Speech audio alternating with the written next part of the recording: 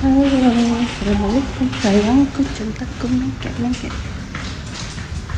Kita bangsa.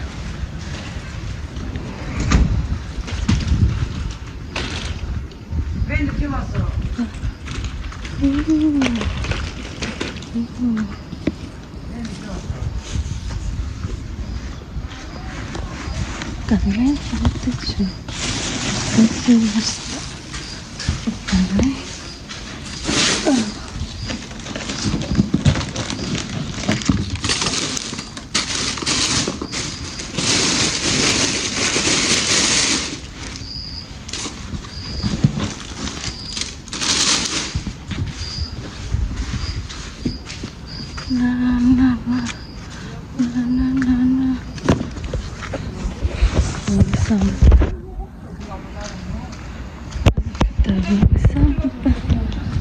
kita jemput si baby.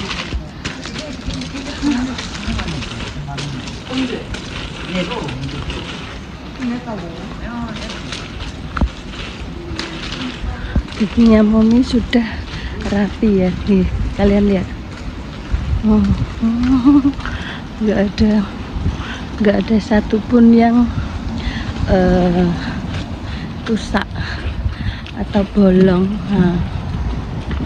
Nggak ada satupun yang rusak atau bolong, meskipun warnanya tuh putih tulang. Warna pada umumnya ya kalian tahu sendirilah ya, kesehatan gigi itu sangat penting. Kesehatan gigi, jaga kesehatan gigi ya, ingat, jaga kesehatan gigi sangat penting. Rapi tidak bentaletan. Mommy ngedengar suara, entah suara apa di samping sana atau samping sana. Gigi, oh iya guys, tak kandani guys ya, sing takok kemarin itu bener gak sih Mbak Coy, enek arek swasta Korea ditolak untuk berobat gara-gara swasta atau semacam apa ya, nggak punya surat apa itu, nggak punya surat izin gitu loh. Ditolak oleh rumah sakit sebab nggak punya surat izin. Dulu itu berobat di rumah sakit itu cuma nyebutin nomor asuransi saja, itu sudah selesai, atau foto kopi KTP atau foto semacam foto kayak begini bisa ya. Tapi kalau untuk tahun 2024 khususnya awal bulan Mei ini tuh wajib membawa KTP asli, KTP asli ya, untuk khusus bagi yang ada di Korea Selatan atau orang asing atau Uyghur atau alien cut dan lain sebagainya, itu wajib membawa ini. Kapan Mbak Coy itu? Ya tahun ini 2024, mulainya bulan 5 ya, mulainya itu bulan 5. 5 ini 5 wol ini bulan. Nah, ini ada emas yang ditolak gara-gara waktu berobat. Kenapa? Kecelakaan. Beliau kecelakaan kerja, tangannya bisa dibilang patah dan remek kayak gitu ya, bahasa Jawanya remek. Dibawa ke rumah sakit, ditolak mentah-mentah sebab beliau tidak bisa menunjukkan ID card atau KTP berbentuk asli kayak begitu. Kalaupun toh dia mau menunjukkan KTP aslinya, itu sudah tidak ada surat izin tinggal alias visabilillah, atau sudah apa itu namanya, over ya, sudah tidak memiliki izin tinggal. Otomatis pihak rumah sakit dan pihak imigrasi itu bekerja sama untuk menangkap Namun si mas-mas ini cari aman, beliau mending nggak jadi berobat atau pindah ke tempat yang lain. Dan ternyata guys, dikiranya itu cuma rumah sakit situ saja yang tidak menerima pasien tanpa KTP orang asing. Bahkan sudah 3 kali ganti rumah sakit tetap saja tidak boleh. Bahkan klinik sekecil apapun klinik itu tidak menerima, harus ada KTP wujud. Maksudnya itu bentuknya yang asli, tidak boleh fotokopian, tidak boleh foto HP, tidak boleh scanan, tidak boleh apapun itu. Biasanya ya dulu hanya menyebutkan apa itu namanya, nomor asuransi saja. Seumpama nih Mbak Joy kan punya nomor asuransi sekian-sekian, tanpa membawa apapun itu. Kalau kalian ingat nomor asuransi bisa berobat. Nah itu dulu ya, ada kebijakan baru dimulai bulan 5 ini 2024, dan Mbak Joy juga yang menyaksikan mas-mas itu ditolak oleh rumah sakit.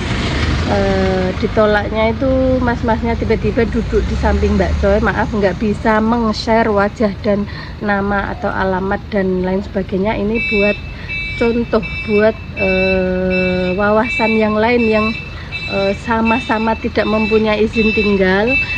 Berhati-hatilah jika bekerja, sebab kalian masa-masa tahun 2024 bulan 5 ini sangat susah sekali untuk berobat. Kalaupun toh kalian sakit apapun, sekeras apapun penyakit kalian, seganas apapun penyakit kalian, tanpa mempunyai kartu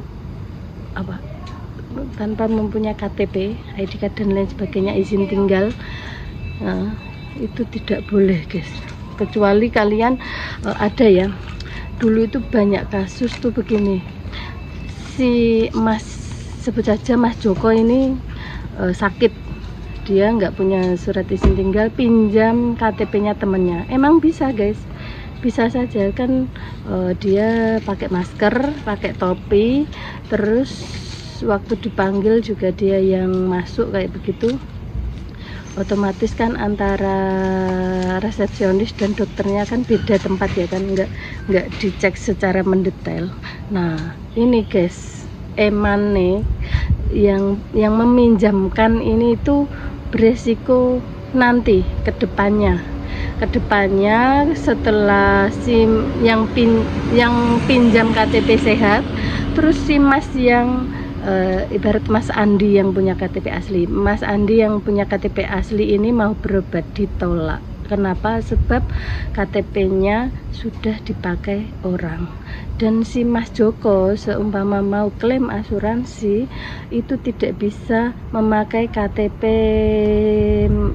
pribadi, harus memakai sesuai yang didaftarkan untuk berobat. Nah kayak begitu. Seumpama Mas Joko kan sudah sembuh nih, terus biaya-biayanya kan mau diklaim kan ya kan, ada klaim asuransi, tapi tidak bisa guys, sebab dia waktu daftar itu tidak memakai KTP dia sendiri. Nah ini bisa dilihat ya, bisa dilihat, atau Mbak Joy kasih foto di sebelah sini, kalau di HP nggak bisa dilihat benar-benar ya, atau kalian yang ada di Korea sini bisa DM Mbak Joy, nanti Mbak Joy kirimin yang bisa sejelas mungkin kayak gitu. Kalau lewat HP gini kan nggak jelas ya kan, kebalik ya kan. Nah terus dia Mbak Joy si Mas Andi, ya Mas Andi ini otomatis gimana ya, satu data dipakai 2 orang kayak gitu. Bermasalah, apakah itu bermasalah? Oh tentu bermasalah. Dan ingat ya, jangan pernah meminjamkan bentuk ATM atau bentuk buku rekening apapun itu ke orang. Ibarat kalau dibilang kasar apa, jual ATM ya, ada yang menjual ATM. Meskipun kalian sudah mau pulang ke Indonesia secara terus-terusan, jangan pinjamkan data diri Anda atau ATM Anda ke teman, bahkan ke keluarga. Jangankan keluarga, teman kebalik, jangankan teman, keluarga saja bisa menyalahgunakan data kita, bisa menyalahgunakan ATM kita, takutnya dipakai tidak bertanggung jawab, dipakai yang apa ya, pencucian uang atau komplotan penipuan atau lain sebagainya. Pokoknya jangan sampai kalian meminjamkan atau mengasihkan cuma-cuma menjual ATM kalian, itu bisa fatal. Ada loh kasusnya yang di Taiwan ya kan, selama dia pulang ke Indonesia ATM-nya dipinjamkan ke orang, setelah dia mau balik ke Taiwan lagi ternyata ditangkap di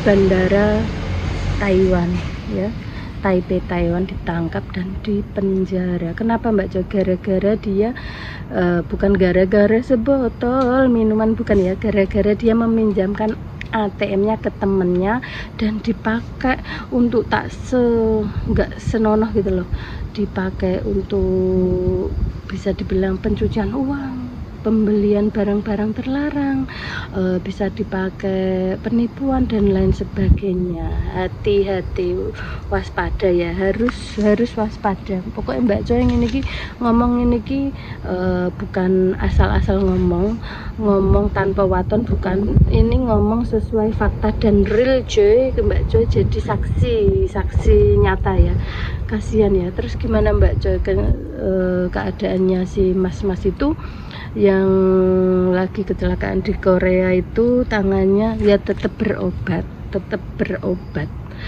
diobati, tapi dia secara kehilangan pekerjaannya dan dideportasi dari Korea Selatan untuk selama-lamanya ya, bisa dibilang tergantung. Biasanya tuh 6 tahun bisa kembali lagi atau 10 tahun, tapi dia ini sudah punya catatan yang nggak baik ya. Jadi di blacklist atau di apa namanya,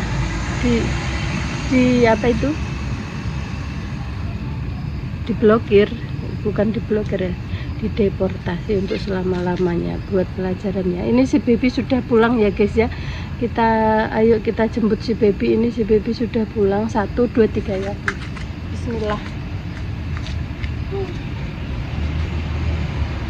Kita lihat si baby.